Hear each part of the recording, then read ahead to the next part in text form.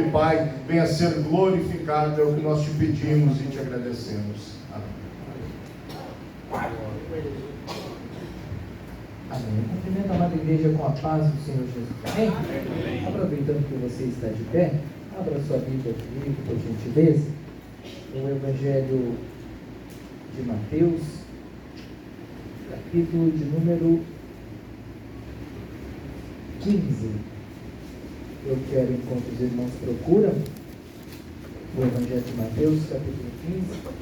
Louvar a Deus por essa oportunidade, agradecer ao pastor Paulo Vargas, que convidou a gente aí já faz algum tempo. E como ele falou, nos conhecemos ali na Rádio Felicidade. E quem ouvia 90.3 agora vai dizer, mas como é que esse irmão pregou lá? Acontece que a Rádio Felicidade, para quem conhece, para quem ouvia, né, a maior rádio cristã, a maior rádio gospel do sul do país. Inclusive o pastor Paulo tinha seu programa ali aos sábados, né? E acontece que em novembro do ano passado ela foi vendida para um grupo de empresários que comprou a emissora e já colocou no ar uma outra programação. Então, quando você ouvir hoje, não vai ser a Felicidade mais. Então, estávamos na Felicidade. E quem gostava de ouvir a rádio, de ouvir os seus louvores, ela está na internet, ela ainda segue na web, tá? Ela não morreu, segue. Quem baixar o aplicativo da rádio Felicidade FM Web, fala, porque daqui a pouco alguém aí era ouvinte da rádio Felicidade, então por isso é bom falar. Baixa o aplicativo da rádio, ela conseguir convencer aí os empresários que compraram, né? Não mata ela, deixa que eu cuido. Vamos deixar ela na internet, porque muita gente era edificada pelos louvores e vai continuar sendo edificada. Ao pastor dessa congregação, Dionésio, Deus abençoe, vice-presidente, todos os obreiros, essa igreja que é uma igreja destacada aqui na nossa região do Vale dos Sinos, é uma igreja ensinada, uma igreja bíblica, é uma igreja modelo, né? Que exala para o Vale dos Sinos o bom perfume de Cristo. Me atrasei um pouquinho, estávamos recebendo alguns obreiros de Caxias do Sul ali em casa, e aí a gente começa a conversar, falar das coisas de Deus, quando vi já estava tarde. O nosso superintendente dos jovens, né?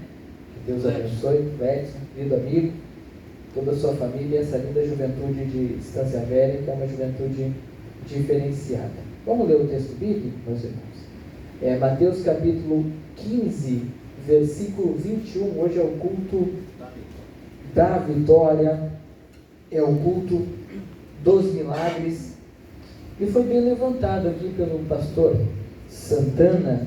Por que os milagres não acontecem mais, né?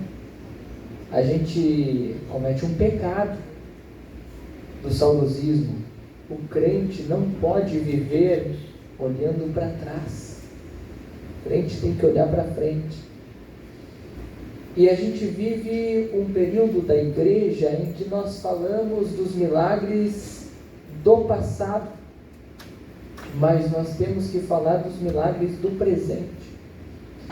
Chegou um tempo em que a gente está dizendo assim, mas no tempo do pastor fulano de tal acontecia. A pergunta é, no tempo do pastor fulano de tal, você estava aqui? E agora, você continua aqui? Então, se você continua aqui, os milagres têm que continuar acontecendo, porque você é embaixador de Cristo. Amém. Você é representante, desde o porteiro até quem segura o microfone na mão. Disse Paulo aos Coríntios, somos representantes de Cristo aqui nessa terra. Recebemos o comissionamento dele de reconciliar o mundo com Deus. Olha o tamanho disso. Não precisamos brigar por AGO, por cargo, por nada, porque recebemos de Deus uma credencial de andar pelas ruas de Estância Velha, batendo no peito e dizendo, quem quiser entrar no céu, pode vir falar comigo, porque eu sei o caminho.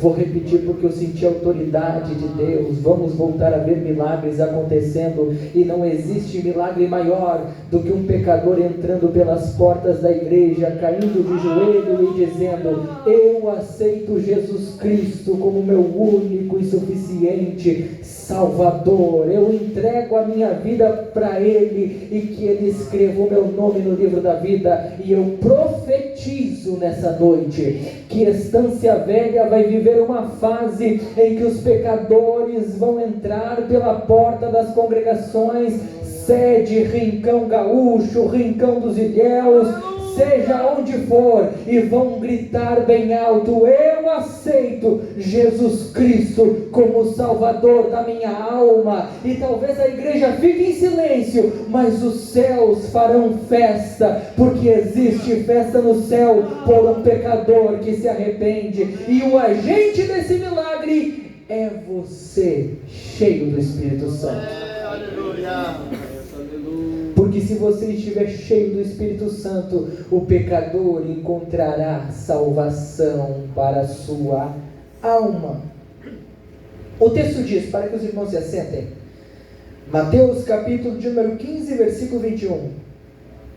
E partindo Jesus dali, foi para as partes de Tiro e de Sidom. E eis que uma mulher cananeia que saíra daquelas cercanias clamou, dizendo: Senhor, filho de Davi, tem misericórdia de mim, que a minha filha está miseravelmente endemoniada. Mas ele não respondeu palavra. E os seus discípulos, chegando ao pé dele, rogaram-lhe, dizendo: despede-a, que vem gritando atrás de nós. E ele respondeu e disse: eu não fui enviado senão as ovelhas perdidas da casa de Israel. Então chegou ela e adorou-o, dizendo: Senhor, socorre-me. Ele, porém, respondendo, disse: não é bom pegar o pão dos filhos e deitá-lo aos cachorrinhos. E ela disse: sim, Senhor, mas também os cachorrinhos comem das migalhas que caem da mesa dos seus senhores. Então respondeu Jesus e disse-lhe: ó mulher, grande é a tua fé. Seja isso feito para contigo como tu desejas. E desde aquela hora a sua filha ficou sã. Pode se assentar. Amados irmãos, culto da vitória, ou culto do milagre, ou como disse o irmão pastor Santana, é o culto da bênção. E eu quero perguntar aqui, quem aqui precisa de um milagre na sua vida? Levante a mão só para mim saber se eu estou falando com as pessoas certas. Agora, quem aqui precisa de um milagre na sua casa ou em alguém da sua família? Pois preste atenção nessa palavra, nessa noite. Como disse o pastor aqui, creia que Deus pode, enquanto você está aqui, fazer um milagre lá na sua casa. O texto bíblico que nós lemos, irmãos, fala de um milagre na vida de uma mulher cananeia. A mulher, ela está com um problema na sua casa, e o problema é seríssimo. A sua filha está terrivelmente possessa de espíritos malignos. E essa mulher, quando vê que esse problema se abateu na sua casa, ela vai até Jesus procurar a solução para o problema que se abateu sobre a sua filha, sobre a sua família. Aqui eu preciso já abrir um parênteses, a mensagem é muito simples, não tem palavras difíceis, todo mundo aqui vai entender o que nós estamos falando, até os filhos do irmão Jorge que veio nos visitar nessa noite. Deus fez um milagre na família desta mulher, porque quando esta mulher teve um problema na sua casa, ela foi procurar a Jesus Cristo. Pode parecer uma coisa muito óbvia de se dizer, mas se eu estou com um problema, irmão Mateus, eu vou procurar a Jesus Cristo. Talvez há 30 anos atrás fosse assim, mas nós vivemos um tempo em que, quando o problema bate na nossa porta, na nossa casa e na nossa família, nós procuramos 1001 solução e já não vamos mais trazer as questões do Senhor, ou da nossa família, ou os nossos problemas no altar. Agora preste atenção, e essa é uma igreja inteligente demais. uma igreja de escola bíblica, uma igreja de ensino. E eu amo pregar aqui em Estância Velha por isso, porque os irmãos sabem muito mais do que eu. Os irmãos gostam de entrar na mensagem, gostam de raciocinar e gostam de entender aquilo que está sendo pregado. Eu lhes pergunto nesta noite, se hoje o pastor Santana fez uma queixa, por que não ouvimos mais falar dos milagres que aconteciam antigamente? Uma das respostas, e a que o Espírito Santo me impulsiona de falar aqui, é o seguinte: é que antigamente, quando precisávamos de um milagre, trazíamos a questão ao Senhor no altar. E hoje, quando temos um problema, procuramos 1001 solução lá fora, na força do nosso braço, e às vezes conseguimos, às vezes não conseguimos resolver o problema, ou que o milagre aconteça, e não temos o que dizer aqui, o que celebrar aqui, o que comemorar aqui.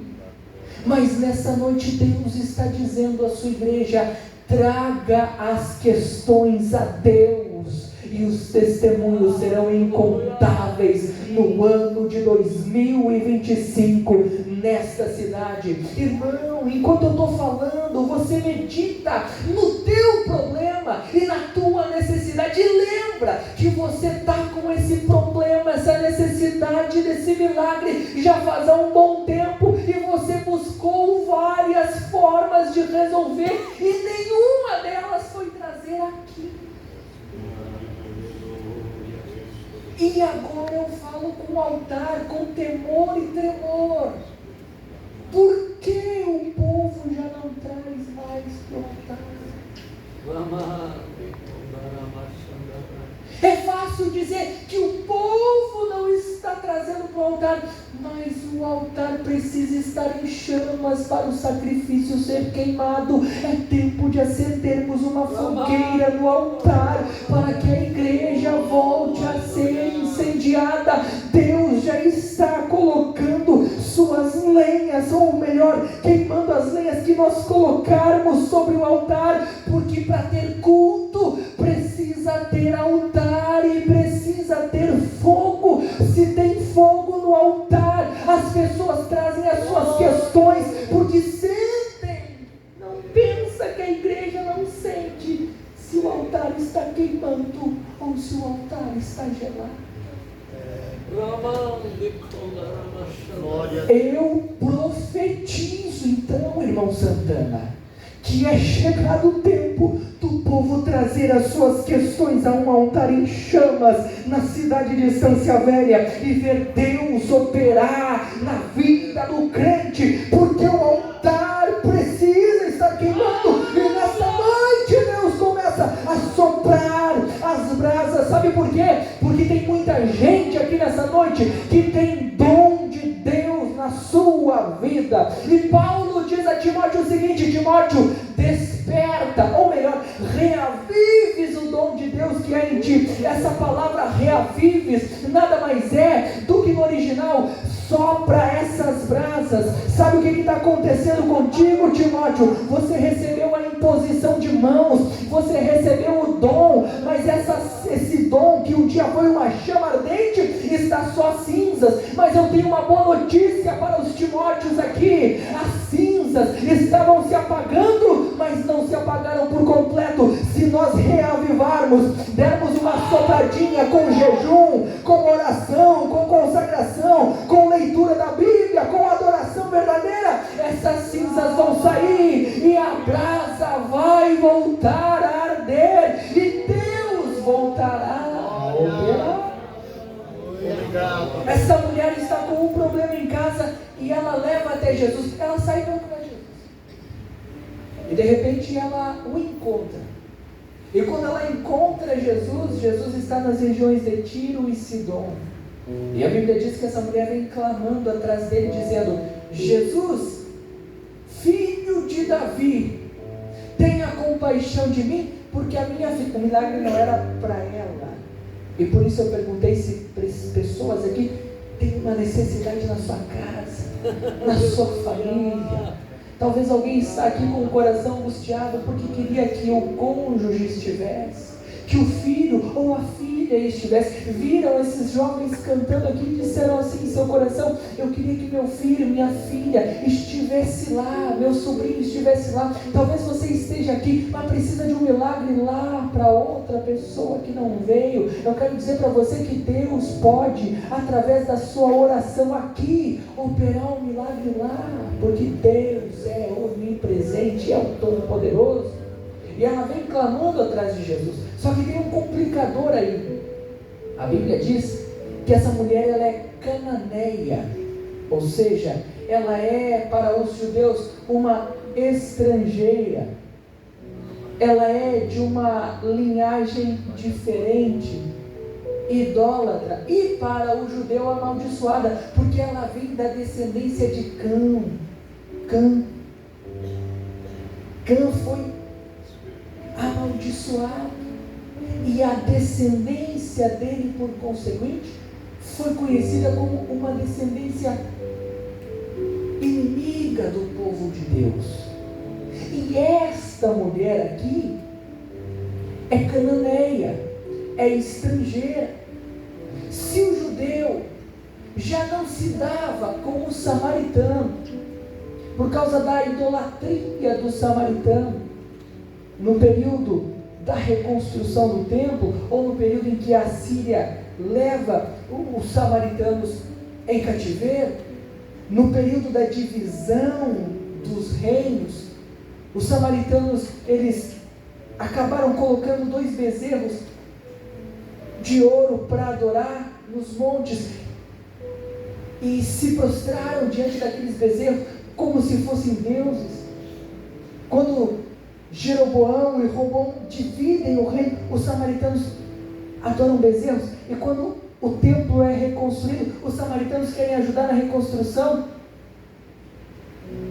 e os judeus dizem assim: não coloquem as mãos de vocês aqui não, porque esse templo é do Senhor, e vocês adoraram bezerros de ouro,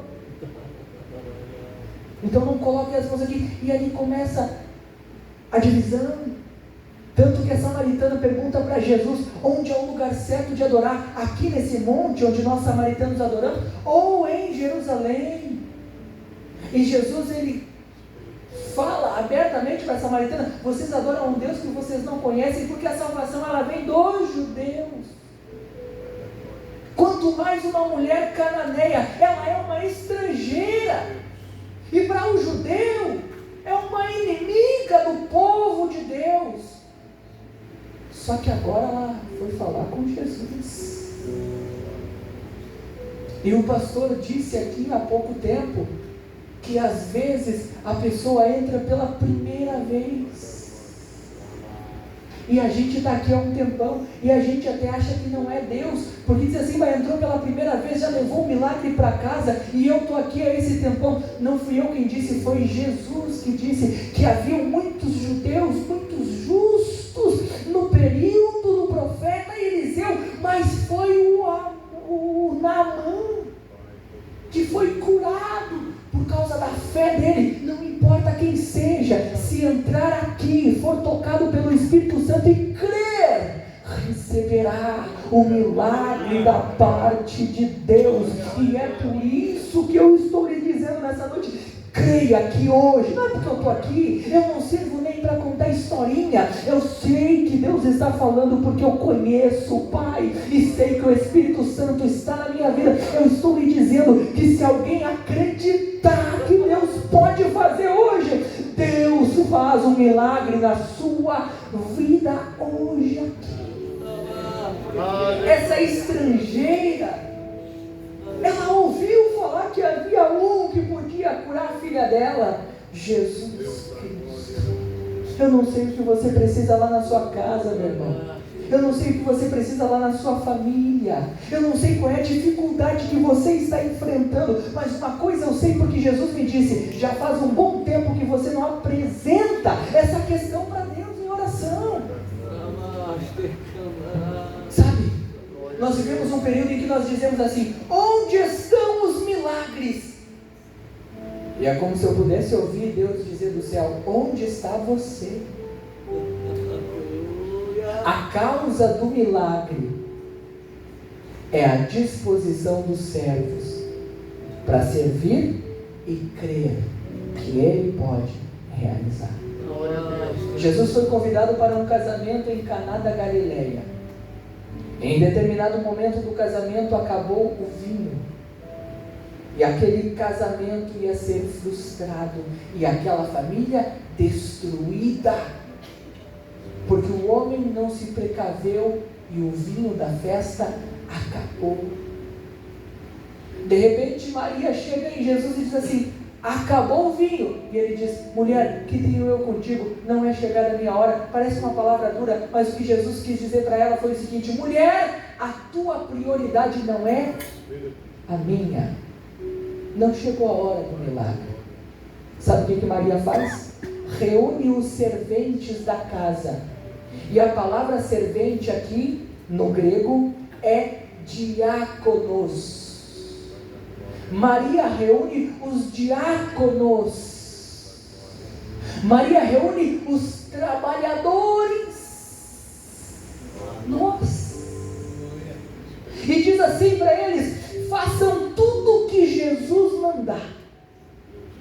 Mas Jesus tinha acabado de dizer que hoje não. E ela diz: alô, diáconos, servos, vocês são servos aqui, né? Vocês são trabalhadores aqui, vocês estão dispostos, vocês foram chamados para trabalhar, né? Então vocês estão dispostos a trabalhar? Sim, então vocês vão trabalhar para Ele ali, tá vendo aquele ali? Jesus, vão até Ele e digam a Cristo: estou aqui, Jesus, para fazer tudo que o Senhor mandar. Diz a Bíblia que os serventes chegam diante de Jesus e eu imagino Jesus dizendo assim: o que vocês querem? Agora eu conjecturando, eu imagino aqueles serventes dizendo assim para ele: eu não sei, mas nós estamos aqui para fazer tudo que o Senhor mandar. Então encham as talhas de água, o milagre vai acontecer. O milagre aconteceu porque tinha servo para servir as talhas de água. Onde estão os servos das 3 horas da manhã?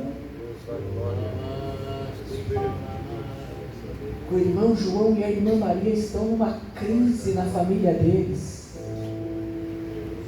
A mensagem corre, Estância Velha.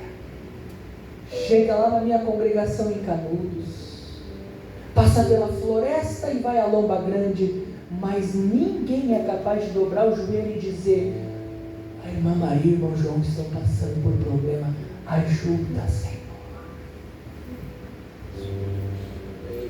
Parece algo tão simples, né?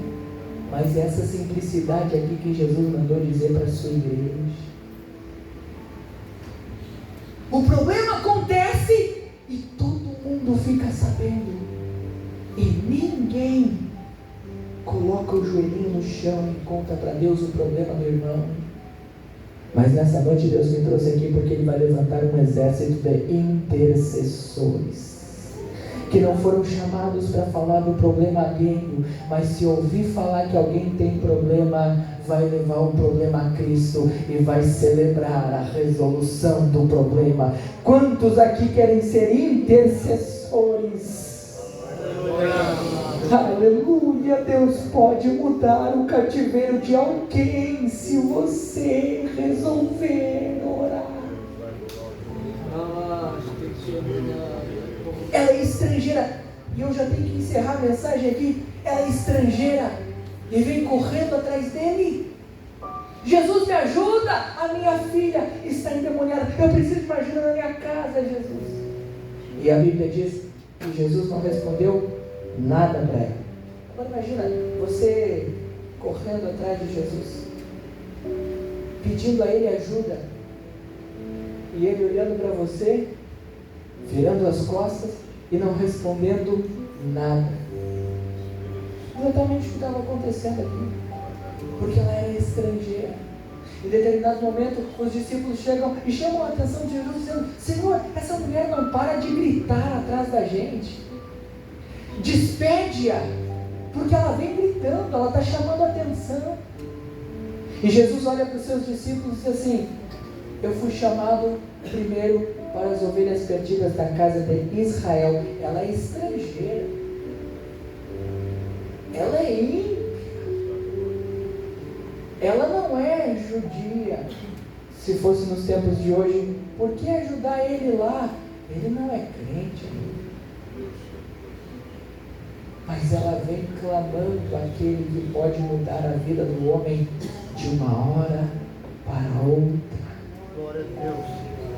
E quando ela grita, ela se lança ao chão. Você clamou e você não recebeu o seu milagre.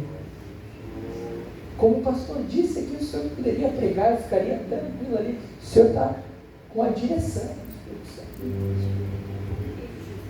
O pastor disse que o irmão recebeu a profecia e já se entristeceu porque não viu o cumprimento. Essa mulher, ela vem gritando atrás de Jesus e primeiro, ele não para para ouvir. Irmão, Jesus está vendo até que ponto você é capaz de ir e de crer.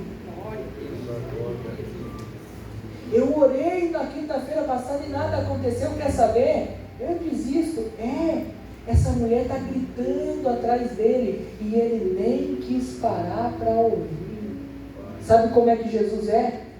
Ele vai se revelando para nós progressivamente, conforme a nossa sede e a nossa fome. Quanto mais fome, mais sede dele, mais o conhecemos. Quanto menos fome, menos sede, menos o conhecemos.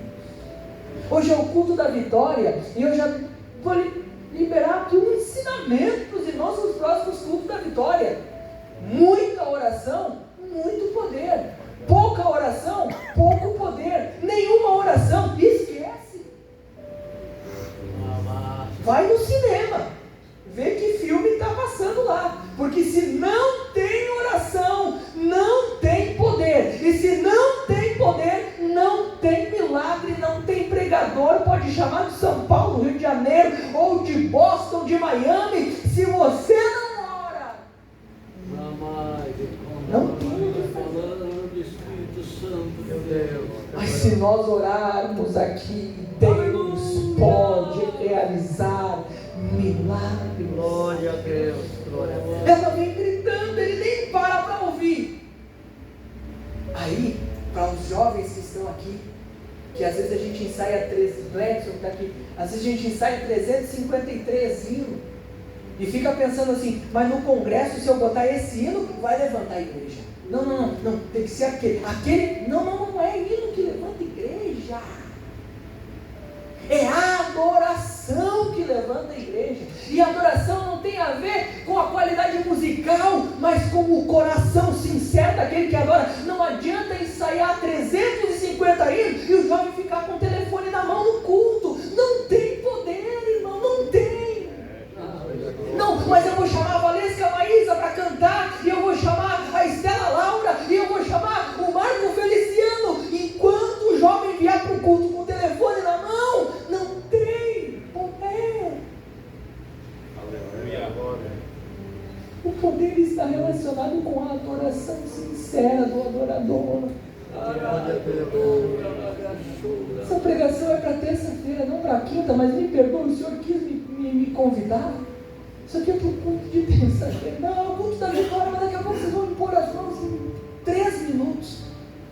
Ela vem correndo atrás dele. E jovens, povo da adoração, ela se joga nos pés dele. E ele nem tinha parado para falar com ela. E o texto é claro quando diz que ela se lançou aos pés dele e adorou.